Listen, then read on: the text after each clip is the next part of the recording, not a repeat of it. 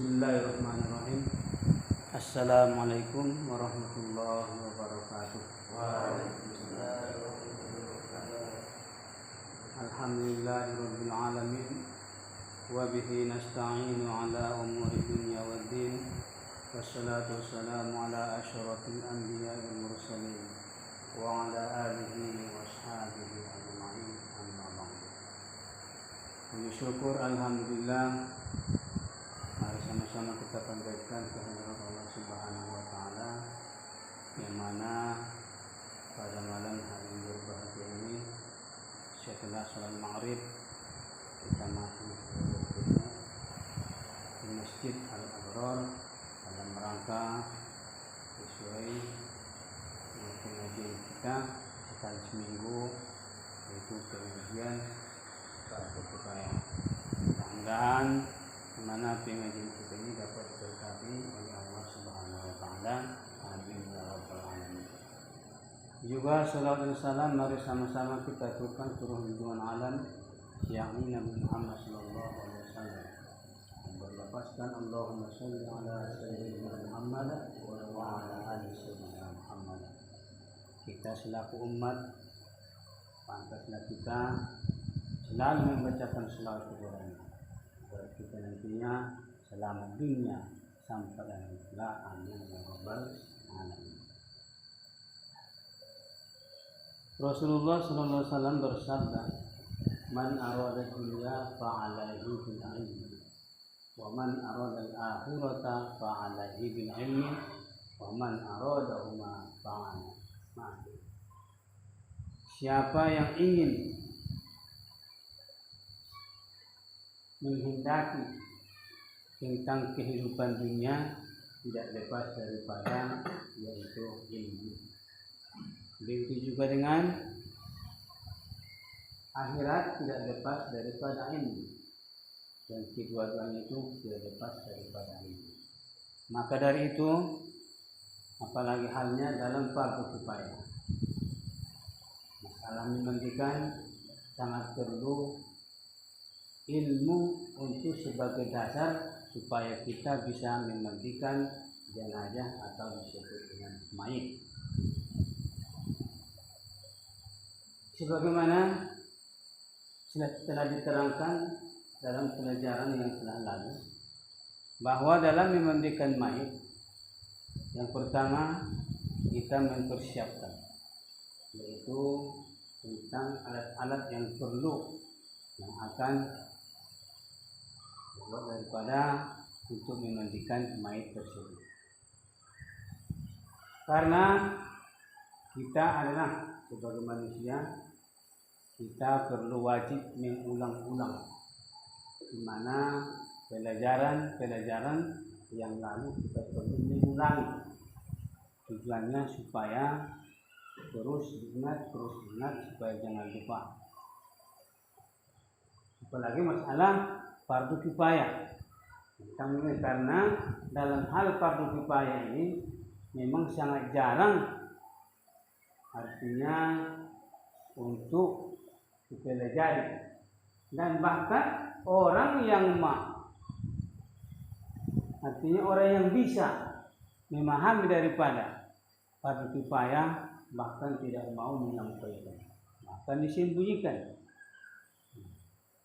Karena ilmu itu tidak boleh sembunyikan.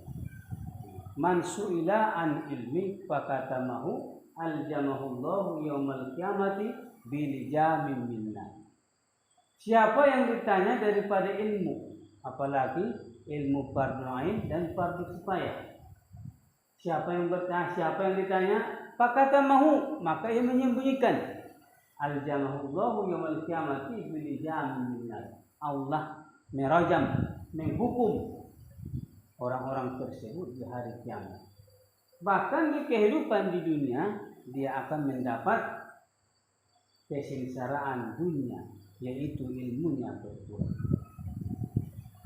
Karena dia selalu pelit, tidak boleh pelit dengan ilmu yang kita dapat, apalagi masalah fardu ain.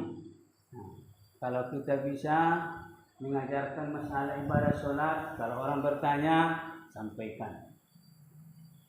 Kalau kita bisa memahami masalah fardu kifayah, kalau kita bisa sampaikan, jangan disembunyikan. Tetapi jangan dikarang-karang, karena masalah fardu ain dan fardu kifayah mempunyai artinya mempunyai struktur, ada dasarnya, ada puruknya, mempunyai dasar. Apalagi masalah fardu kifayah ini masalah memandikan, karena yang dimandikan adalah orang yang mati. Maka kita sebagai manusia yang hidup wajib menyelenggarakannya, wajib kita bukan sebagai fardu kifayah kepada orang yang mati. Yang pertama yaitu memandikan. Setelah semua yang telah persiapkan telah berada atau di sekitar daripada jenazah atau pemandian, maka yang pertama kita siramkan adalah air bidara. Apa itu air bidara? Air yang bercampur wangi-wangian atau disebut dengan air limau purut. Maka dibaca dengan nawaitul ghusla. Kalau untuk laki-laki nawaitul ghusla lihajal maiti fardhon lillahi ta'ala. Itu dewasa laki-laki. Kalau itu anak laki-laki nawaitul ghusla lihajat tiklil maiti fardhon lillahi ta'ala. Disiram satu kali sampai kaki, maka disambunglah dengan air mutlak. Maka orang yang mandi, yang memandikan tersebut tidak cukup satu orang, dua orang, atau 3 orang. Kalau bisa 5 orang yang memandikan.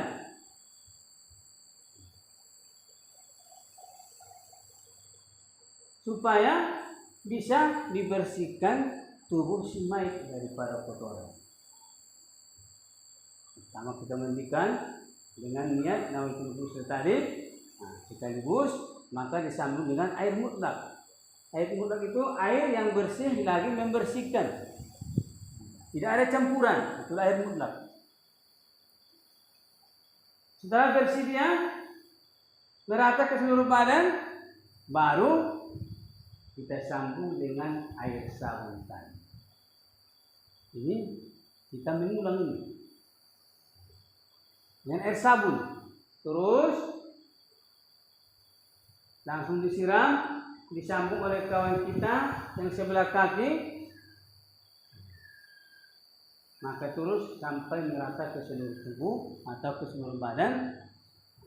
Dan setelah itu baru kita basuh dengan air mutlak lagi sampai selesai si mayit dimandikan. Setelah bersih, setelah air mutlak, baru kita mencuci atau disebut dengan istinja. Kita istinjakanlah si mayit. Nawaitul istinja'a lihadzal maiti fardhon lillahi ta'ala. Itu dewasa laki-laki. Untuk anak laki-laki, nawaitul istinja'a lihajati lil maiti fardhon lillahi ta'ala. Istinja ini bacaannya. Dan jangan lupa sewaktu istinja tersebut ada kain